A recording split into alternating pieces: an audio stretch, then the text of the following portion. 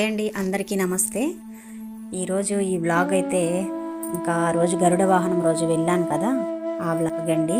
మా చిన్నత్త గారితో వెళ్ళానన్నమాట. ఈరోజు నేను మీతో నా జీవితంలో మర్చిపోలేని ఒక అనుభవం పంచుకోబోతున్నాను.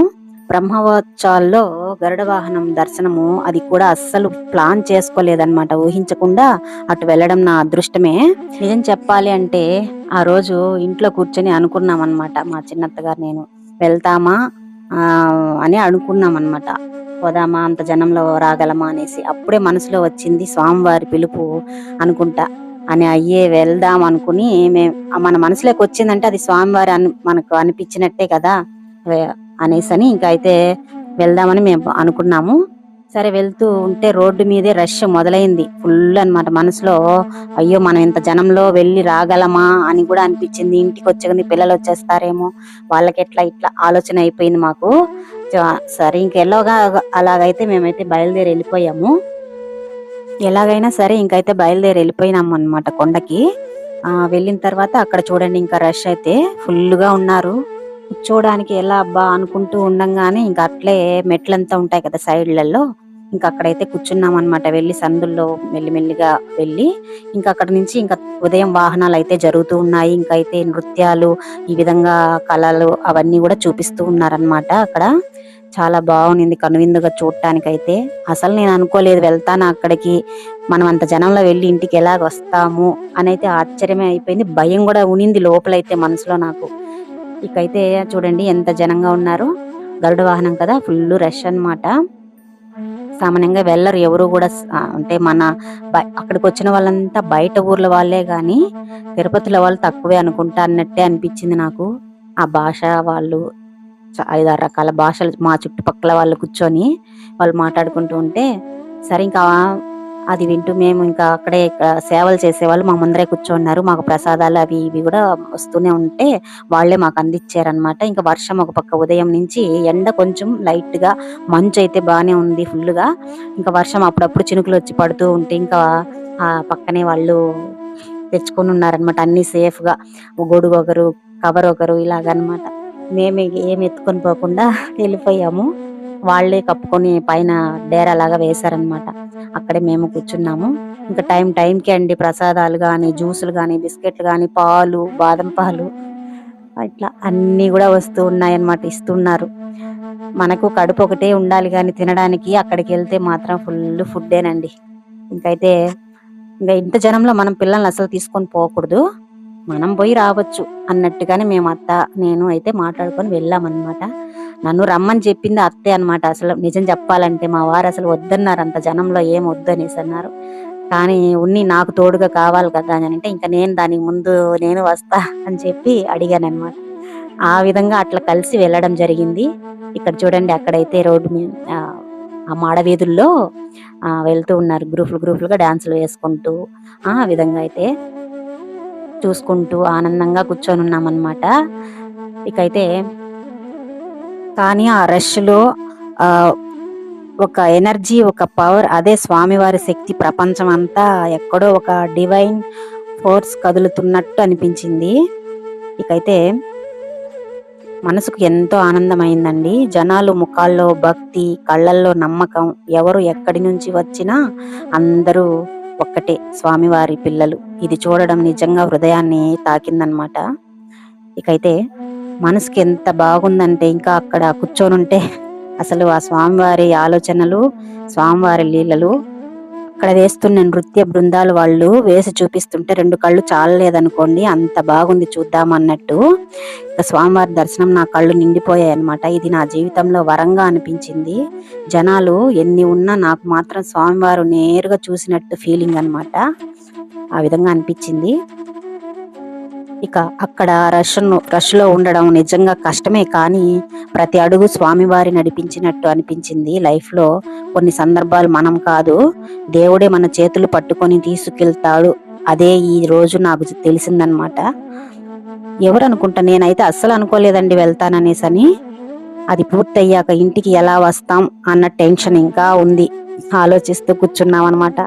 ఏంటంటే భక్తుల రష్ ఎలా ఉంటుందో అలాగే ఇంటికి రానికి రహదారి అలా సులభంగా అయిపోయింది. మళ్ళీ ఇదే ఆలోచనలో మన అదృష్టం స్వామివారి కటాక్షము ఉంటే మళ్ళీ వచ్చే అవకాశం ఆ దేవుడు నాకు ఇవ్వాలని నాకు అనిపించింది.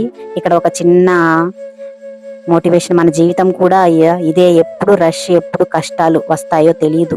కానీ మనసులో నమ్మకం ఉంటే, దేవుడి మీద విశ్వాసం ఉంటే చివరకు మన మార్గం తానే సర్దుకుంటుంది. ఏమంటారు? మన పయనం, మన పుణ్యం, మన అదృష్టం. స్వామివారి దర్శనం కేవలము చూడటమే కాదు, మనలోని భయం, సందేహం, టెన్షన్ అన్నింటినీ ఒక దీవెన, అవకాశం వచ్చిందంటే అది కేవలం అవకాశం కాదు, పిలుపు.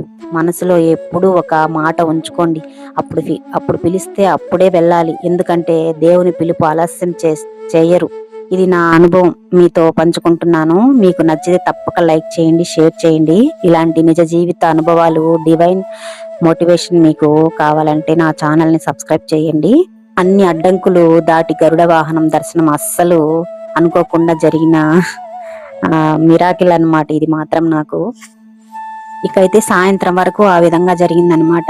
ఇంకా 6:30 నుంచి ఇంకా గరుడ వాహనం రెడీ అవుతుందన్నమాట. అక్కడ సాయంత్రం నైట్కి 11 అట్లా అవుతుంది పూర్తయ్యే లోపల, 11:30 కూడా అవుతుంది. ఇకైతే ఇదేనండి గరుడ వాహనము. చూడండి ఎంత జనం ఉన్నారో.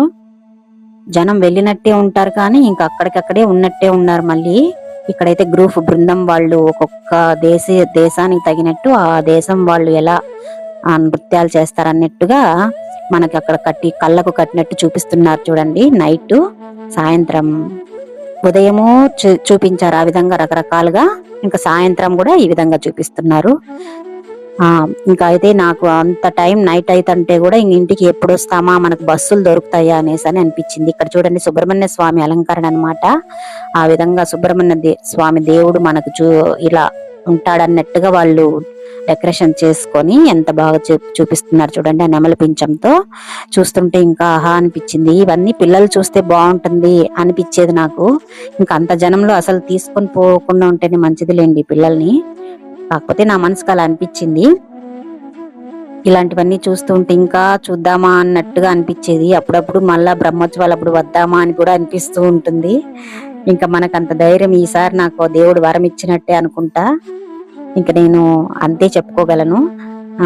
నేను రాలేనేమో అనిపించింది నాకెందుకో. మరి చూడండి, నా ఫస్ట్ నుంచి కూడా నేను వీడియోలో అదే చెప్తున్నా, నేను నా అదృష్టమే అనుకుంటా. నేను ఇక్కడ చూడండి నృత్యాలు చేస్తున్నారు. ఒక్కొక్క నాట్యం తగినట్టు, అంటే అదే ఊర్లకు తగినట్టుగా మనకి చూపిస్తున్నారనమాట. ఎంత బాగుంది అసలు చూస్తుంటే. మీరు చూస్తారనే ఉద్దేశంతో ఈ వీడియో అయితే మర్చిపోకుండా పెడుతున్నానండి.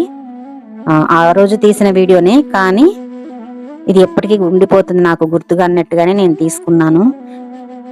మీరు చూడని వాళ్ళైతే చూస్తారనే ఉద్దేశంతో ఇది మాత్రం ఖచ్చితంగా మీకు కూడా ఆ దేవుడు ఆశీస్సులు ఉండాలని నేను కోరుకుంటున్నాను.